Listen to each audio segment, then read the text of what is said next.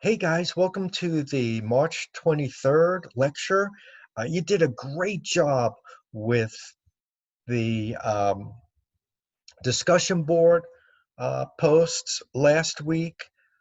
I love the way you guys analyzed the different movie clips in terms of motivation and in terms of the speaker, how they used verbal communication, imagery, how they gained support through using the words we and us. And the big thing I want to draw your attention to is that when we're motivating anybody, whether it be our sales force or a team, we don't need to take on somebody else's personality. If you look at the leaders were, some of them were loud and yelling and riding on a horse in terms of Braveheart. Others were soft-spoken and quiet and really came across as caring. I'm thinking about the clip of Gettysburg or even Remember the Titans. So you don't have to put on this different persona. You just have to be yourself. You just have to be genuine. You just have to be real. You just have to go ahead and truly care about your sales force and be genuine in terms of that care for the force, for the sales force, and they will pick up on that, and they will work with you, and they will be motivated to do the best job that they can do, both for them, for you, and for the company. And since um, remember what we say, salespeople only last an average of 1.5 years with our company. We want to do everything we can to satisfy them, provide an environment where they can thrive and grow, and to motivate them to be their best selves. And so we spend this week also continuing on with our discussion of motivation and how that can be applied to the sales force. And this week in particular, so if you remember our objectives, I'm going to share them again. Um, and we went over these a little bit last week, and this is from chapter 7. So we are continuing with chapter 7. Our learning objectives are to understand the motivation process, discuss the effect of personal characteristics on salesperson motivation. We talked a little bit about that, both from the leader standpoint and from the follower standpoint. Understand how individuals' career stages influence motivation, discuss environmental factors, and discuss the effect of factors inside the company on motivation. This week, I want you guys to look at McClellan's acquired needs um,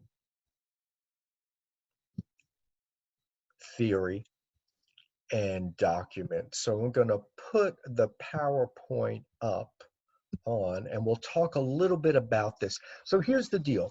Um, the routine is that you will see this video on Monday, and I'm going to ask you that in order for you to get a credit for attendance for this, for Monday's class, that you email me certifying that you viewed the video, kind of give a synopsis of what I've talked about, but also ask any questions that you might have about the material we're going to be covering this week and some of the requirements. So you email me that and you get credit for Monday's attendance.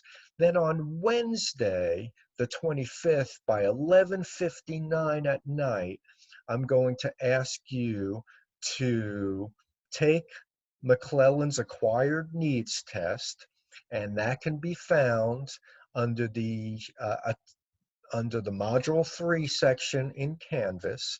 There'll be a link that says attendance for the week of March 23rd through March 26th.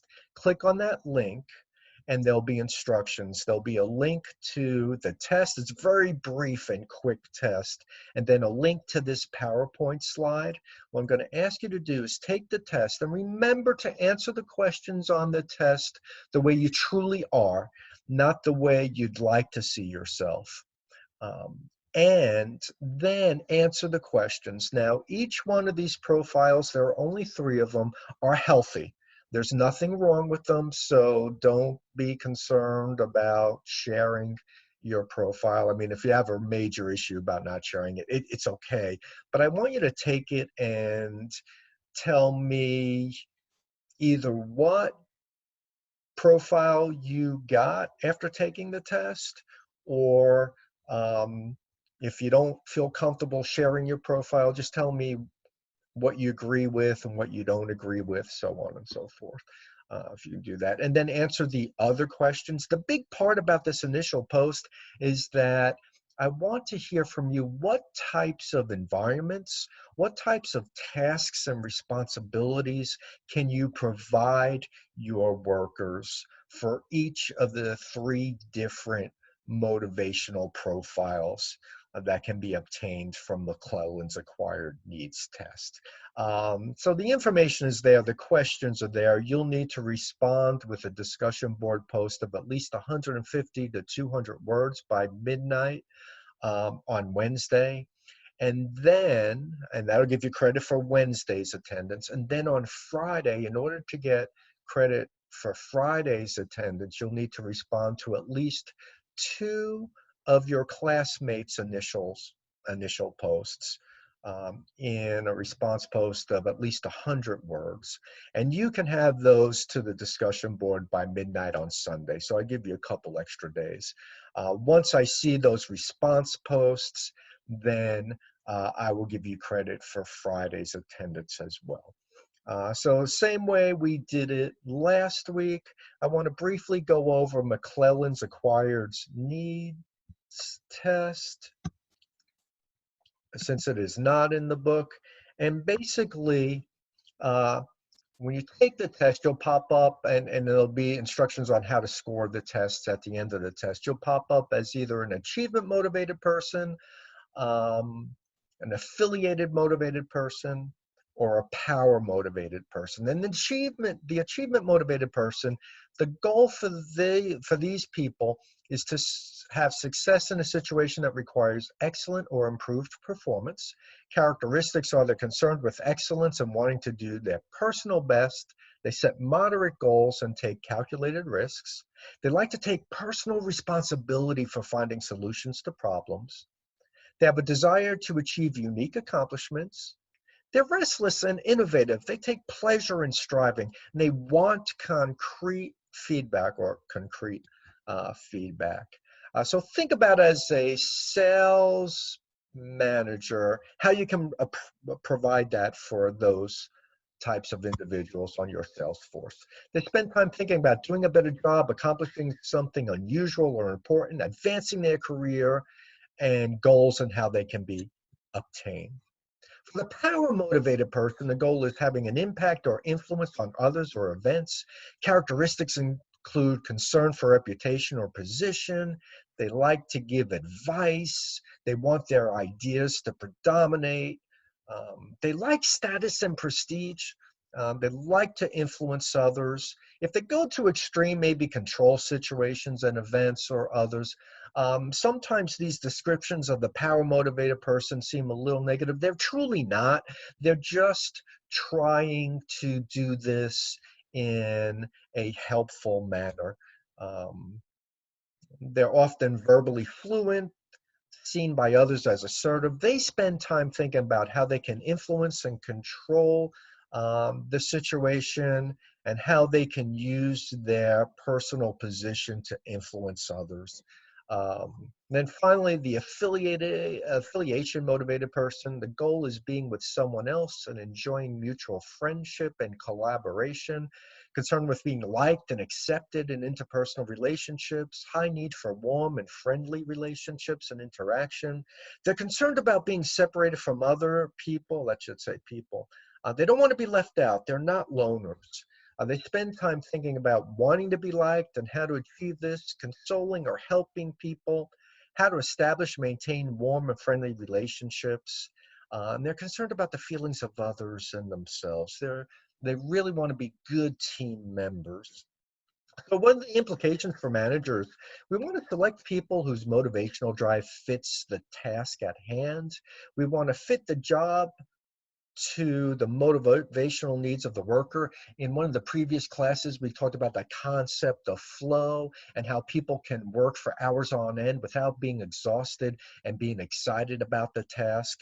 We want to fit these motivational needs to the task so we can achieve that flow. We want to do things to improve or change the environment to help these people thrive depending on their motivational needs, and change or adjust our management style to fit the style need of the worker. I ended with an interesting quote: the difference between successful people and people who fail is that successful people let their thinking affect the limitations of their environment. People who fail let the limitations of their environment affect their thinking. So how can we allow our people to be successful and help them and encourage them to think about being successful in all environments? And our goal as salespeople is to be able to provide an environment in which they will excel. So that is what our topic is this week. I explained the requirements for attendance. Please, if you have any questions, please reach out to me, email me, text me, give me a call. I'm here to serve you, to answer any questions, to assist you in any way that I can.